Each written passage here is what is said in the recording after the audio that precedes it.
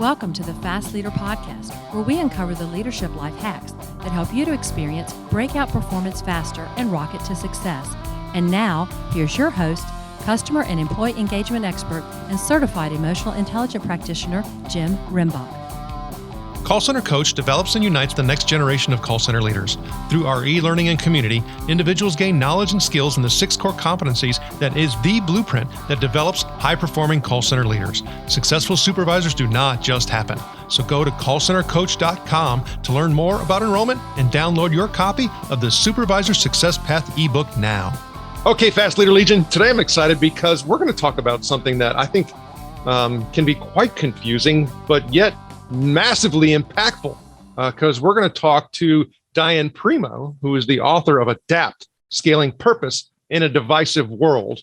Dianne was actually born in St. Louis, Missouri, and raised on the East Coast with short stints in Ottawa, Canada, and Cambridge, England, before moving to Chicago, Illinois for high school.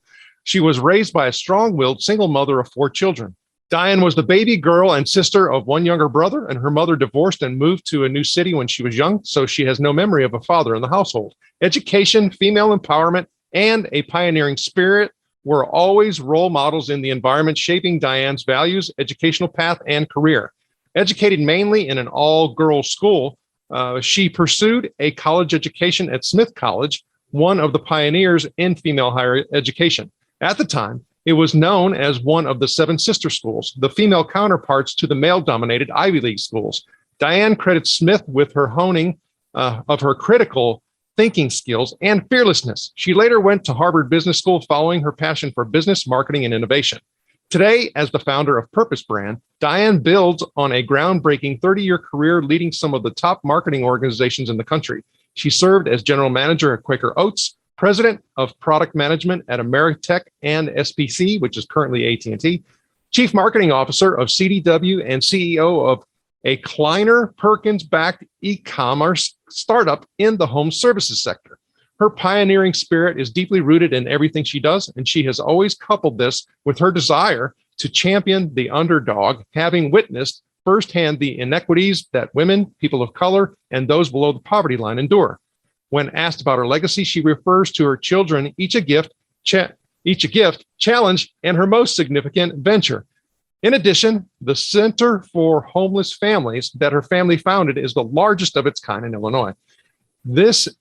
She is also the author of Adapt, Scaling Purpose in a Divisive World, representing the most up-to-date cutting-edge thinking on corporate purpose as both framework for mastering corporate purpose and a way to achieve a more resilient and prosperous business. Dianne currently lives in Chicago with her husband, Quentin, and 2 of her children reside there as well. And her eldest is pursuing his artistic career in Los Angeles, California. Dianne Primo, are you ready to help us get over the hump? I am. I'm glad you're joining us today and talking about this. Yes, nice to talk to everyone. So, I think it's kind of, for me, an important foundational discussion and point for us to bring out, because I think it can be quite confusing. So in the introduction of the book, you talk about the purpose of business is the business of purpose. But there really seems to be no universal definition on what purpose is. So what does it truly mean? For most, it really means, how do you as a business use what you are best at doing? So what is your superpower as a business? Is it finance? It could be marketing. It could be, creating a superior products. How do you use whatever you're really, really good at? How do you use that? Because that's really your superpower. How do you use it in a way to improve the world? It's very, very simple. How do you use what you're best at to really add value, some kind of value that's above you making a profit to the world? And I think that really is the best way to think of it. And so when you look and you think about purpose, you really want to focus on that. It's just that simple. How do you take what you're really good at and use that in a way to advance people or the planet? And that's what really purpose is all about. And if you look at it, the public really expects corporations to do that. It's now an expectation. It's not something that you can say, oh, do I want to do it? Do I not want to do it? It really is an expectation from the public.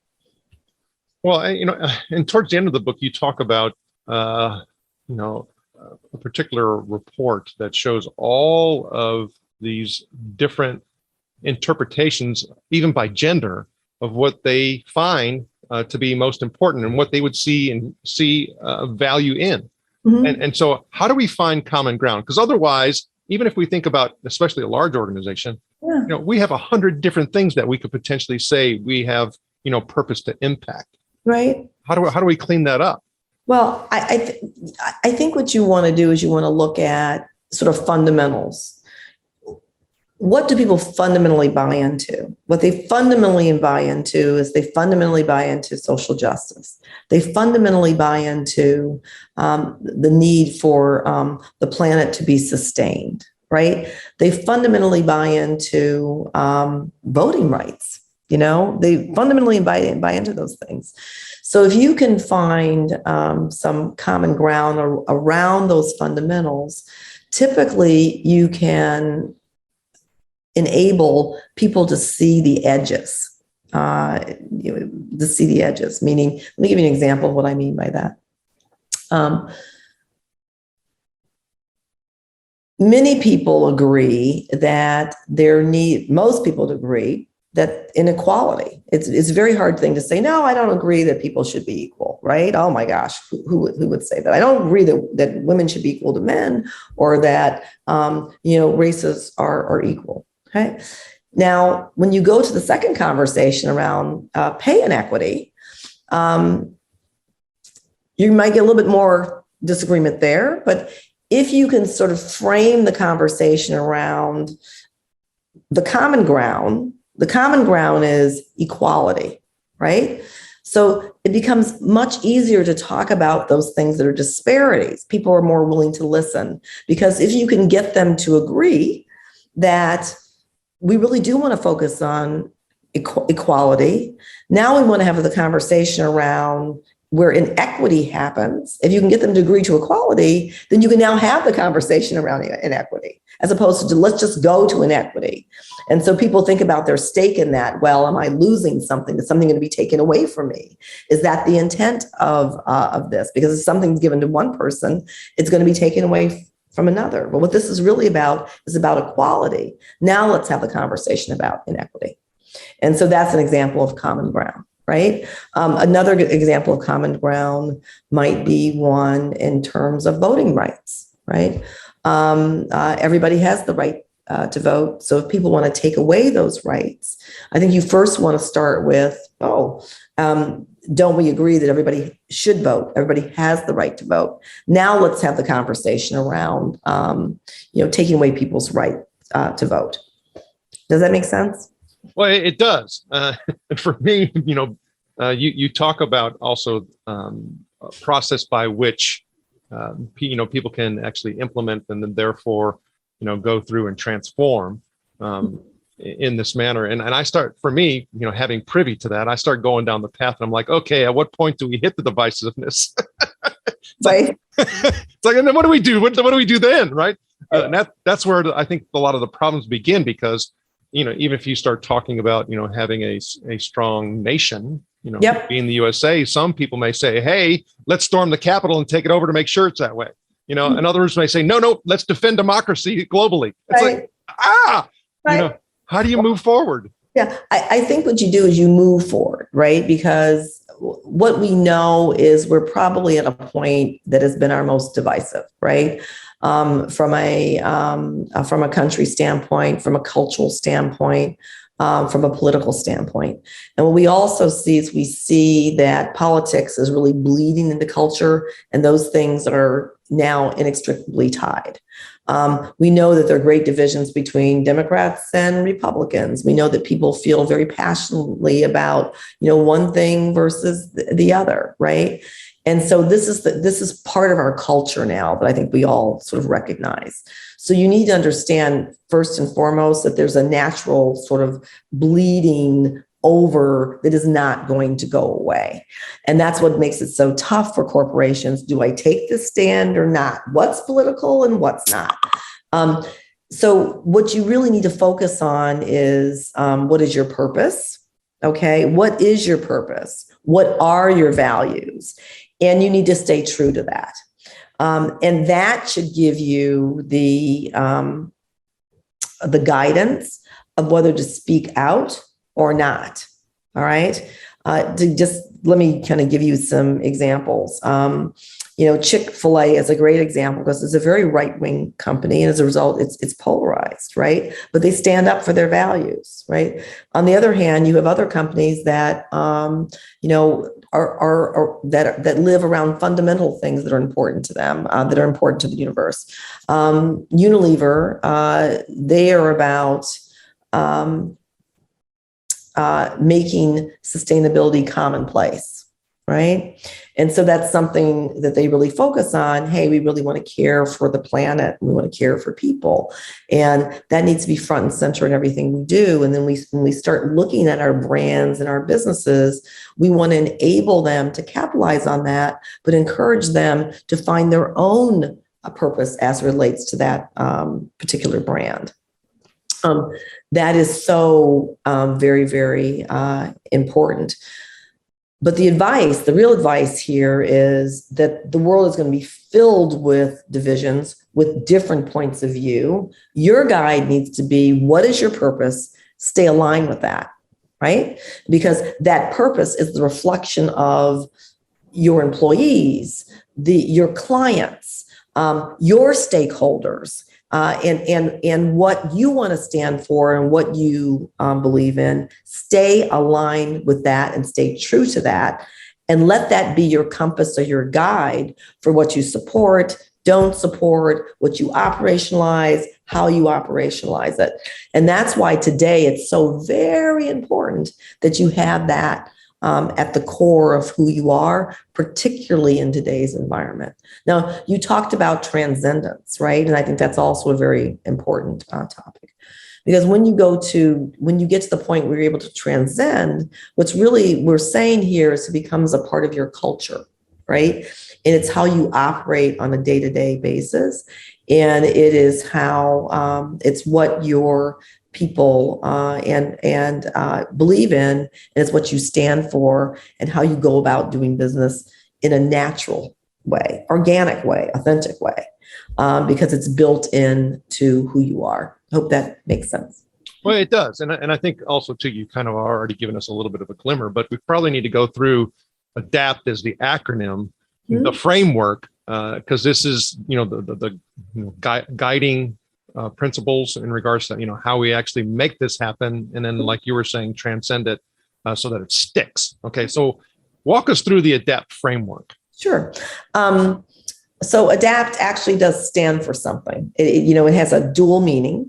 And the first meaning is that purpose does make your company more adaptable, right? It more agile, more resilient, because it's about how you sustain your business for the long term, both financially and having non-financial metrics. That's really what it means at its core. So it's very relevant. So normally acronyms are kind of cheesy, right? This one actually is appropriate. So ADAPT itself is the reflection of how you define, how you develop purpose and really actualize it through your company. So the A is for assessment, assess. And it's a very important part of what you need to do when you look at building a purposeful company. You need to be very self-reflective, reflective internally, and also reflective from the standpoint of the world around you. Now, this is not something you do on a one-time basis. It's something you need to do ongoing through a life of a company that is purpose-driven. And this is about the assessment phase. Usually here, when you're starting that purpose journey, you are surveying your employees, you're surveying your clients, you're talking to prospects, you're talking to stakeholders, and you're really talking to them about, hey, what do I do best as a company, what I really do best as a company, and what does that enable me to do, and what sort of motivating and compelling and something that people can rally around and be passionate around. So that assessment phase is really important. It's also important from a metric standpoint. You really want to look at what you're doing and say, what are the metrics to support this? Let's not forget that, right? So if I'm going to lean into one thing versus another, what are the metrics? What's really going on here? So I deeply understand it. So I also can deeply understand how I can affect it, right? So that A part of it, it really is it's a big A, because it's very fundamental to the whole purpose journey. So if you are just beginning this journey, it's the first thing that you're going to attack and you're going to look at. If you're on the journey, it's the piece that never ends and never stops, because you're continually going in and checking in and rechecking with the marketplace. The D is about the definition phase, okay? And that definition phase is about defining your purpose. Now, many people consider that to be a statement. And so you look at more Fortune 500 companies, they will have statements, right? But the folks who are really enlightened about this and who really do understand it, it becomes an operational model for how they do business, okay? And that's a very important insight, that the definition phase isn't really about the statement. It's about creating an operational model that works within a company for execution and implementation and operation of your business, okay? The A piece of this, so adapt, ADA, is for amplification. Okay. And so you've done this assessment phase. You really have figured out what the operational model should be. Now, how do I amplify that? How do I keep it alive? How do I keep it going? Right? How do I make sure that it takes on a life of its own within the company?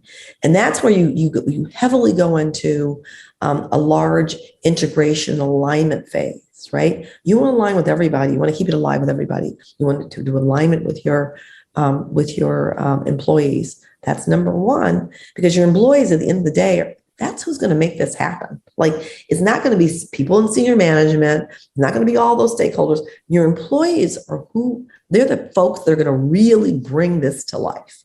Okay. So this amplification phase is very important from alignment integration phase standpoint. And so you want to think about, if you're a marketer, go to your marketing team and have them help you, right? Because they understand how to really roll out communication, and they understand how to engage audiences. But what I want to caution people on is that the caveat here is this is not a marketing exercise, right? This is something that's authentic. This is something that's real. It is an operational model that you literally are engaging people from a heart and mind standpoint, right? Because you want it to become theirs and not yours as a corporation, right? So this amplification stage is really important. The other piece that I want to say is that for a company that's doing this, it's equally important as it is for you to employees. You have to do the same thing with your boards. Your board, your kind of board has to 100% be on this and understand it, because they're the kind of governance body here. So they've got to really embrace this, understand it, which means that they've got to be part of that operational phase. The A piece is also about the narrative or the story that you have here, right? Storytelling for any business is fundamental to how you communicate to audiences. So you need to get really clear on what the story is around your purpose so people can understand it. You're not doing it for really sort of marketing reasons. You're really doing it for communication reasons. You can't have a model that you can't communicate, or people can't understand, what it means and what to do with it. And people who are excellent at communication become very important here, right? The P, if we move on to ADA, and I love the fact that here's a little picture of a book for those people who are just listening and can't see the picture, but it's adapt, ADA, P. The P is for performance, right? So a framework is purpose is, sort of worthless unless you really are tracking and measuring your performance, right? There are two pieces of performance here. There is the financial side of it, because these businesses are for-profit businesses. You can't be a purpose-led business without making money, because it enables you to continue to do those great things. Okay, if you're not for-profit business, those two clearly go hand in hand. But even then, you need to have strategies to enable you and raise money to be funded to enable you to do that great work, right? So money here is very, very important. But then you have a set of non-financial measures that are very important that you need to optimize and track.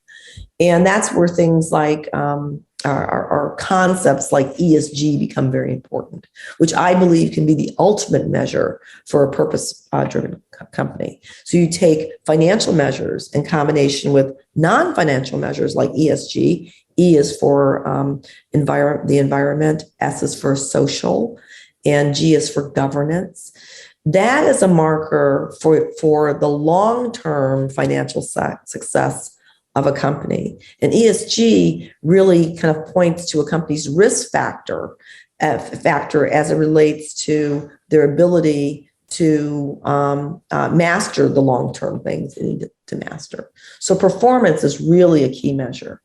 The last thing about ADAPT, the last piece of the framework, is transcendence. So if you go to that ADAP piece, right, you do all that right, and it's this ongoing piece. It's not linear. You're continually coming in and tweaking, optimizing, improving, getting better performance, getting better results, right?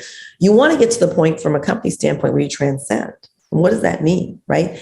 It means that it's so solidly embedded in your culture. It's the way you naturally live, right? It's where you naturally come from. It's your natural voice. It is your, it is sort of organic to who you are, and it's part of your DNA, okay? And what's embedded in that is also this shift towards action and this shift toward community and acting on behalf of the community, right? And so that's really the framework and how to think about it. Well, as you're talking, I start thinking about other types of transformation programs where you're trying to impact culture, and people will talk about, hey, what's going to be most effective? Is it top down or is it bottom up? I mean, where do you land on that? Okay. It's fluid. In this, what I've described is this integration, this alignment standpoint is so very, very important.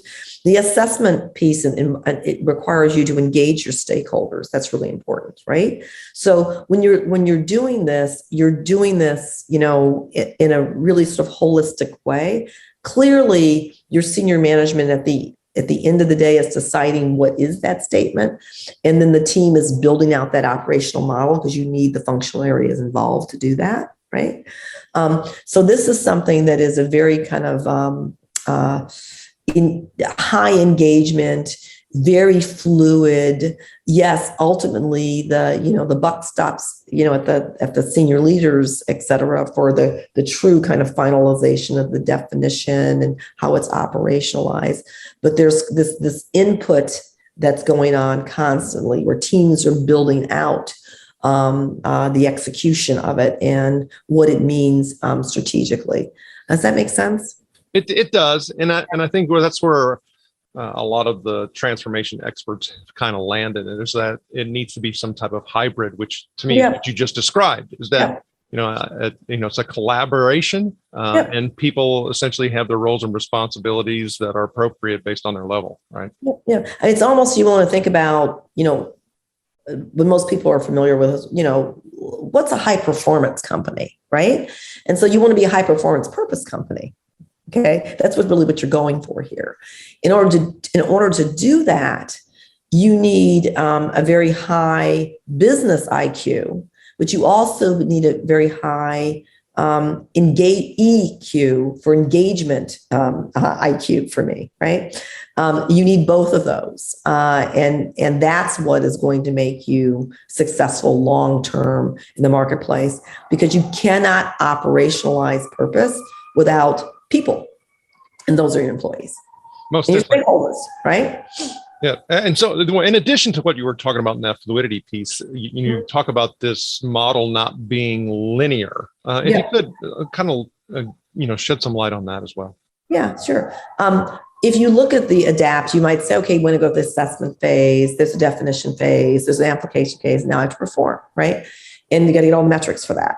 So that could be perceived to be very linear. Like a company who's just starting out, like I've never written a purpose statement, they may start in that path in the linear piece, right? But what they can never forget, it is not linear, right? Because you have to be assessing and reassessing why. Culture is moving at the speed of light, like who knew we were going to have COVID-19? Like who knew there was going to be a George Floyd? Like who knew that, there was going to be a hurricane someplace or somewhere? Like this is about really preparing yourself to embrace the unexpected, right? And so the world is filled with that, okay? The one thing that we can be certain of is that there is uncertainty, right? In everything. And so things come at businesses left and right all the time.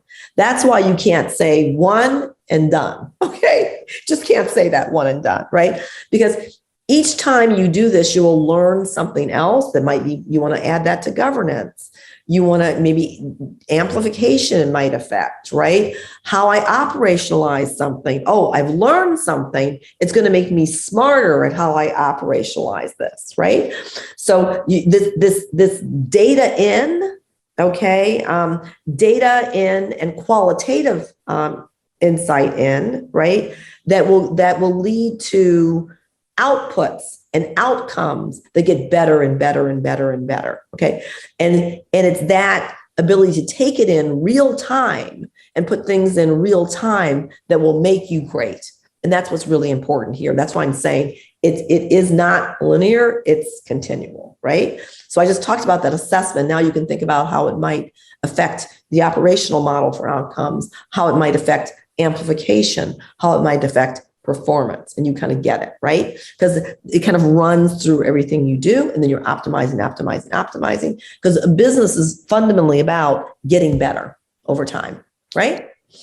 Okay, so we talked about, and especially since we're dealing with human beings, things are just inherently dynamic as a result.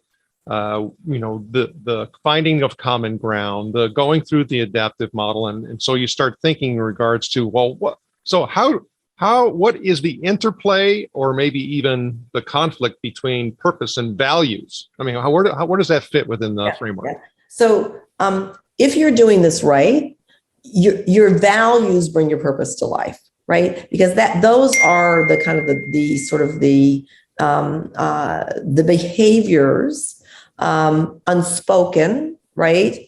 That you're seeding in a company, and you're trying to bring that to life, right? So purpose and values are together, right? You want to lead with your purpose, right? And your values need to reflect that. So you're acting where those are symbiotic, right? I like to talk about harmony here for purpose. There is people who are great at this. There's a harmony that's present that you don't see in other companies, right? There's the harmoniousness, and that harmoniousness really lives in culture. That's why we talk about the transcendence piece, and we talk about these great companies having cultures that support it from the top to the bottom. Does that help? It does. I think also too, maybe that's where being able to execute upon this and define all of those things is maybe where a purpose positioning framework comes into play. So absolutely. What is a purpose positioning framework? Okay, so purpose positioning framework really helps you. We have a chapter of that devoted in the book. Helps you think about, what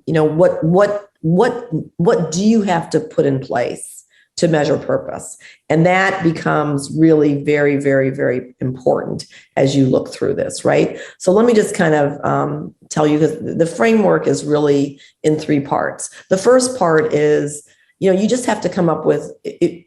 For people who are marketers, they get this. They say, oh, how do I position my brand, right? What's the target? What's the competitive framework? What is the point of difference? Well, you're kind of doing the same thing when you kind of think about, purpose from a business standpoint. You're saying, oh, what's my target? If this is what your target is, usually what people greatly care about. What is my frame of reference? Well, your frame of reference is really usually the market which you compete in. But the benefit of the point of difference really starts to look a little bit different, right? Because what you're really starting to think about is what really is compelling, what really is differentiating, what can undeniably make my target's life better? What am I undeniably really good at, like where I'm the best at it? And then what benefits the public or the population around what I'm doing, right? So this idea of, what is your purpose positioning? And that really is where your statement comes from. Okay. The second part of that really is a question you have to ask yourself and be clear on. How will my purpose positioning make a difference in the world? Right. And that is really about what the benefit or the point of difference that I'm talking about.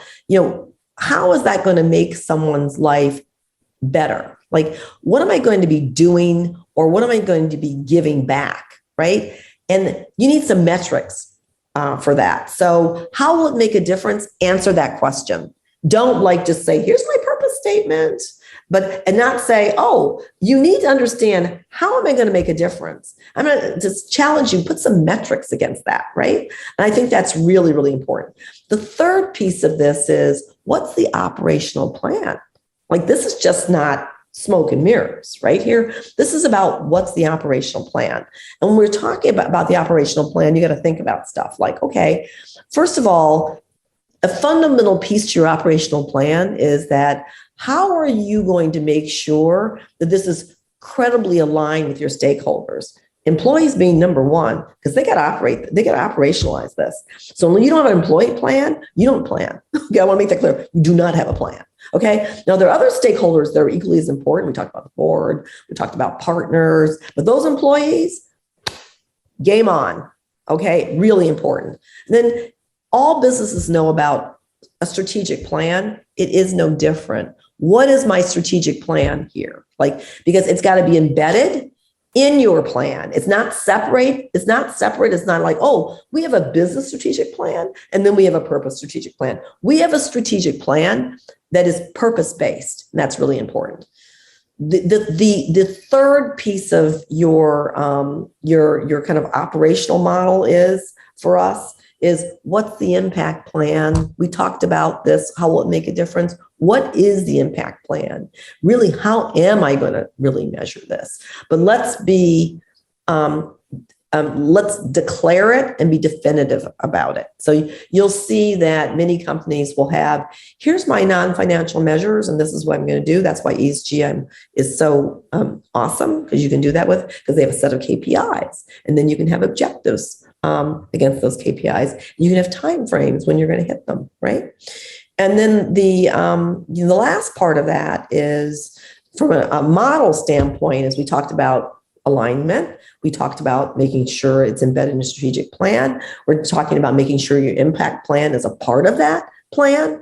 The last thing is that, what are your fiduciary controls? How are you going to govern this, right? And that's sort of one-on-one to me. It's great, you got all this stuff, but what's your governance policy around it, right? And so that becomes truly what the operational model is. Does that help? It does. And it gives me a lot of insight, but I'm sitting here and I'm listening to you and I'm like, hey man, all this is fantastic. And, I can absolutely see how this could be a very, passionate work environment. And we attract top performers and high performers and we retain them and all that. I mean, all that's great. I said, Right. but history has shown us repeatedly that survival trumps everything. Yep. So as I'm sitting here, contemplating a potential recession, if I'm looking at all of these other external factors that could be implicating my, industry and segment, Yeah. I start saying, you know what? How is the risk, or what is the risk to amplifying, performing, and transcending purpose when, I just got to survive? Okay. So this is part of your survival, right? Yes, you do have to survive, and that's about making money, but it's part of your survival. And if you start thinking in ways where you are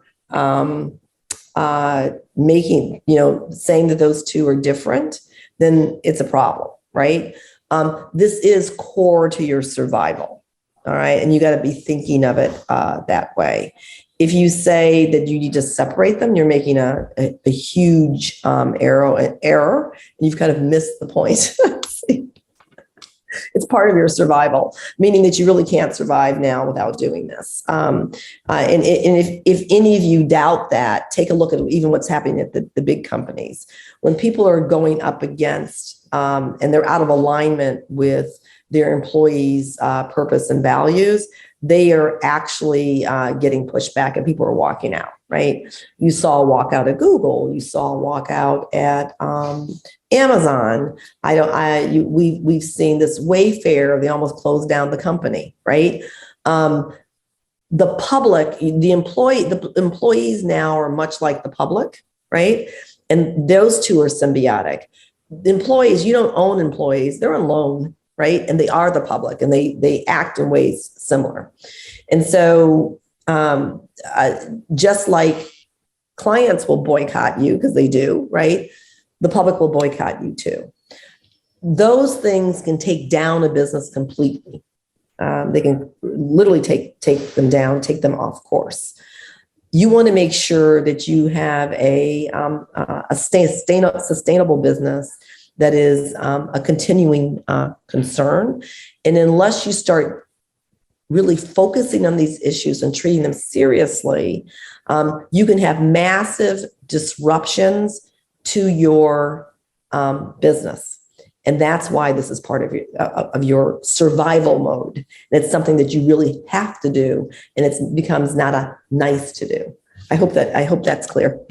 It is. And I mean, I start thinking also of a particular type of organization that, I'm sorry, the leaders in an organization like this have to be a higher, set of skills, or have a higher set of skills that are continually developing in order for, that transcendence to actually occur. So I have to ask the question, I said, what do leadership skills have to do with being able to actually scale purpose? Oh, well, they have a ton to do, right? With having to scale purpose. You need a strong leader. You need a CEO who actually gets this and believes in it. One that can be the light for the rest of the executive team. The executive team has to buy into it, and they have to be role models. They have to live it. They have to be bold enough to stand up to things that are important, that showcase how they live their purpose. And a lot of CEOs at the moments clutch. Ooh, should I say that? Ooh, should I not say that? Ooh, what are the ramifications, right? But if you look at it and you say it's fundamental to what we are doing and how we are doing it, yeah, you have to speak up now, right? So role modeling is essential, and that's probably at the very, very top of the list. And then creating a culture that supports it. And what that means in creating the culture is you want your values, you want to live it, you want examples that showcase it. One of my favorites is Patagonia, who they believe in what they're doing so strongly, and it's so very interesting that they will, this is amazing to me, if their employees decide to protest something and they get thrown in jail and part of the protest, they will pay the bail. And they make that very public. Okay, so they've become, and they are at their heart a purpose-driven company, but they are also an activist company as it relates to their purpose, right? Well, but as you're saying that, I mean, okay, yeah, all of us can sit here and say the head coach or the CEO or whatever, but I'm sorry, that's not the one who actually manages and leads and develops the people. Right. They are several levels removed. So Right. what does this mean? And a lot of people think that, hey, we invest in all this CEO leadership skill and it's going to have this trickle down Reagan theory effect. It just doesn't happen. I mean, because it goes through all these levels.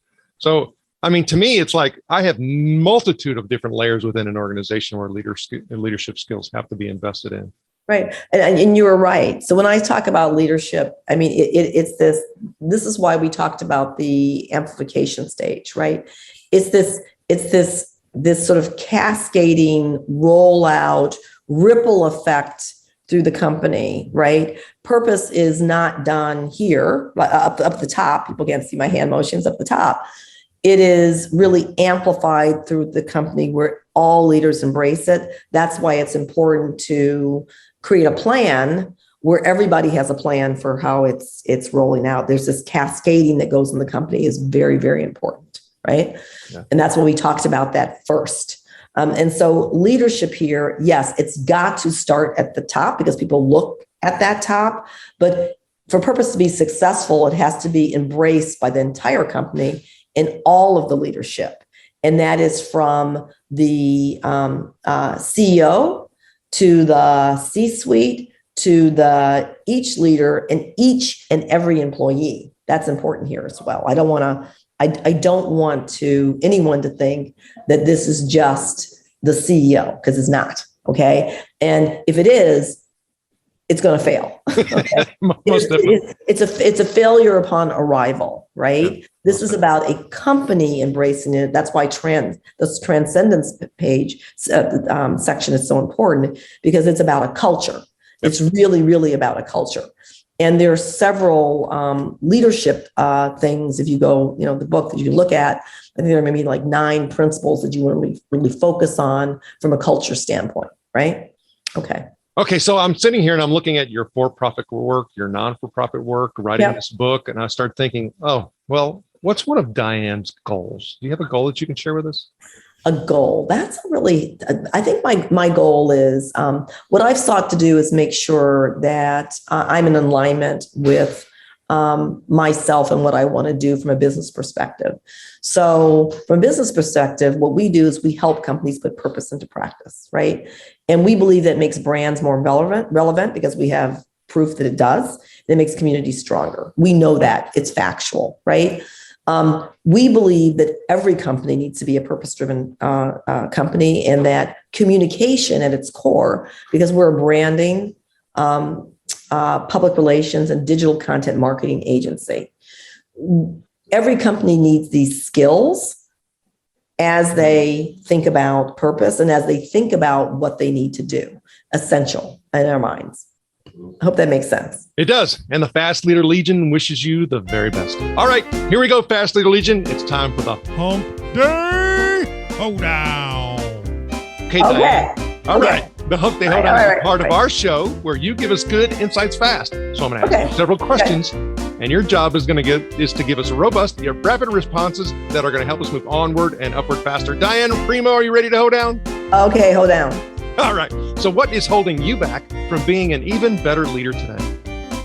Oh my gosh, holding me back from being a better leader today. I think what's holding me back, we're in a time where there's a great resignation, right? And so it really is, given that it creates a lot of transition within the company, right?